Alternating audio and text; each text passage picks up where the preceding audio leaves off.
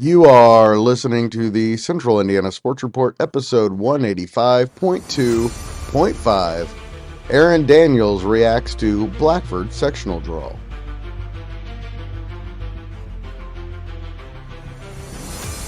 You're listening to the Central Indiana Sports Report with your host, Greg Mengels.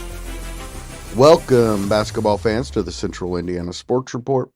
The IHSA boys basketball sectional draw was revealed Sunday, and we have reactions from several local head coaches, including first-year Blackford coach Aaron Daniels, who led the Bruins to their first CIC title in 27 years in his debut city in Hartford City.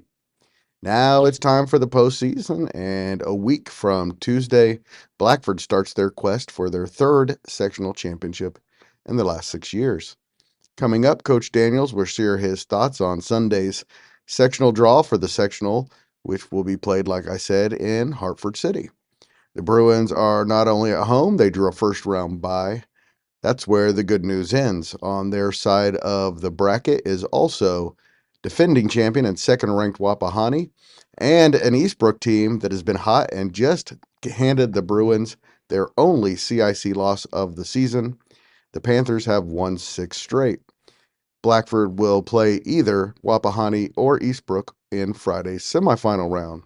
The other half of the bracket is wide open and will likely either produce 9 and 11 Madison Grant or 6 and 15 Alexandria in the championship game at 7:30 Saturday, March 8th.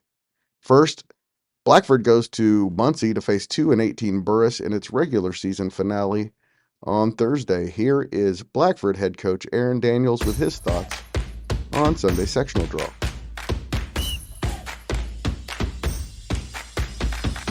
You're listening to the Central Indiana Sports Report with your host, Greg Mengels. Welcome, Coach Daniels. Well, it could have been worse, right? Absolutely, definitely. Like that, have to like that first round draw, and the fact that Wapahani is playing a really hot Eastbrook team in the first round. Yeah, I think anytime you look at the sectional draw, you can make positives and negatives. I've always liked to play on a Tuesday, just to keep that rhythm and different things. But on the flip side, we've got an extra couple of days to prepare for that, to see both of those teams, to rest up, to get healthy, and then you get to see a matchup that in my opinion is two of the stronger. I mean, obviously Wapahani's, everybody's kind of looking up at them, and then Eastbrook, who's been extremely hot and is really capable. I mean, they've got a chance to play really well. And so to be able to have our kids watch that game and evaluate and then have 2 days to prepare, we're really satisfied with the draw. We're really excited. Yeah, it's an Eastbrook team that beat both CIC championship teams and just beat Mississinawa the other night. Man, that could be a really good first round game and good chance for you to sit around and watch it and figure it out, right?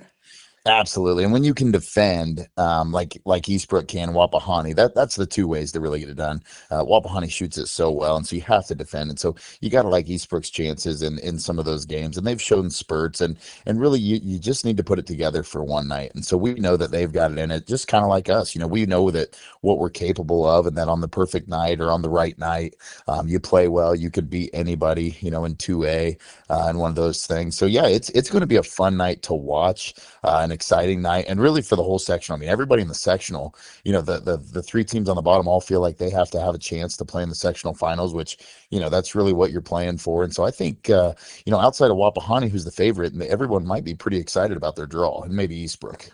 Yeah, probably not Eastbrook as well. Yeah, probably not.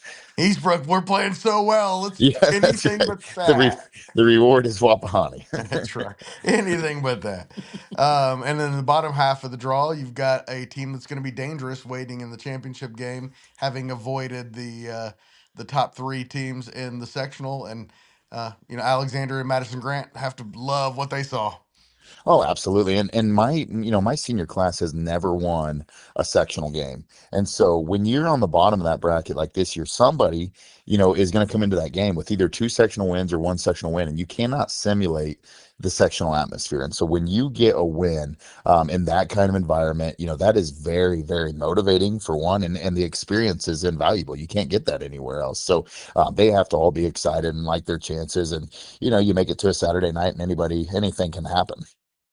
Well, Coach, you still have another couple weeks before it begins, but it's your first one as head coach. How excited are you? How much are you looking forward to it?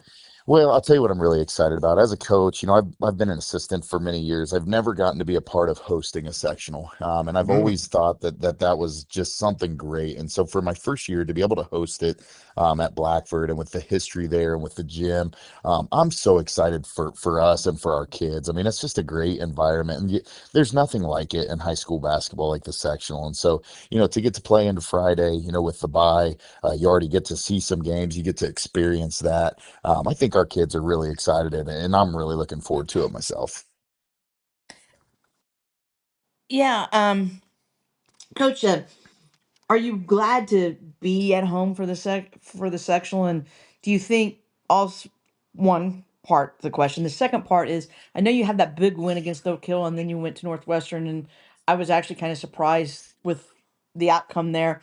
Do you think it was a little bit of a lesson for your kids too? And then after you come off a big win, you have to be quickly ready to play the next game. Oh, and you're right on both parts. So first off, we have not been very good on the road, with the exception of a big win at Frankton. We have really struggled going away from our home court. And so the first part there, I think it's a huge advantage to play at home. We kind of thrive in those big moments and different things, and with the crowd and with the energy. And the Oak Hill was, a prime example of that. It was for the conference, kind of had that sectional feel. So I think that's a huge advantage. And then when you talk about the letdown, I think that's the exact same thing. You talk about, the opportunity of playing Wapahani on Friday. That scares me to death, because if you go and find a way to get a huge win, you're in the same situation you were with Northwestern, where, it's not quite the That's same, where, right. we were on the road on a Tuesday night. It was, we hadn't been in school for a couple of days. We had a delay, all the things that work against you. And I told the kids, that's the difference between good teams and great teams. Great teams on an off night like that, they find a way to win, where we just couldn't find a way to win on that night. Where you're right, I felt like we were probably the better basketball team. And Coach Gish at Northwestern does such a good job, and if you don't perform well on a night like that, you're going to get beat. And so that's a learning moment for us. After a huge win, you're primed for a letdown. And so we've just got to minimize those and realize the opportunities that we have at hand. And so it's going to be a very similar situation if we can find a way to beat Wapahani next Friday, or in 2 weeks, What do you or to want to Eastbrook. What do you want to see against Burris? I want to see us play well for 32 minutes. We have not put together 32 minutes very often. We did versus Oak Hill for the most part. We played, from the opening tip, but we still lost the second quarter in that game and things. So I want to see us put a full game together and win a game that you feel like you should. And that's, just we want to continue to get better every single night. And so it's a game that, I feel like on paper, you look at it, you probably think that you should win, but now you've got to go take care of business, and you can't look forward to the sectional. You can't overlook anybody. And when you have a chance to play Eastbrook or WAP, who are they're arguably the two best teams in the sectional, you can't look past Burris. So you want to see you go take care of business, and it's a sectional opponent. I'm sure they're thinking, hey, let's get a little momentum. Going into sectional, show people that we belong, and I'm sure they're excited about their draw as well. Coach, thank you so much for your time, and there will be plenty more opportunities to talk about sectional between now and then. So we will do that. Thank you so much. Absolutely, and as always, we always appreciate your coverage. Thanks once again to Coach Daniels, who has been one of the most responsive coaches to the Central Indiana Sports Report of any coach in any sport, and we always appreciate him spending his time with us. And thank you, of course, to Michelle for helping me do the interviews. I say it every single time, but I enjoy every time Michelle Garman and I get together and podcast. She is the best. And thank you for listening. Please go subscribe at our YouTube channel. Just search Central Indiana Sports Report, and we are easy to find. And if you wouldn't mind doing us a huge favor, tell a friend about the Central Indiana Sports Report.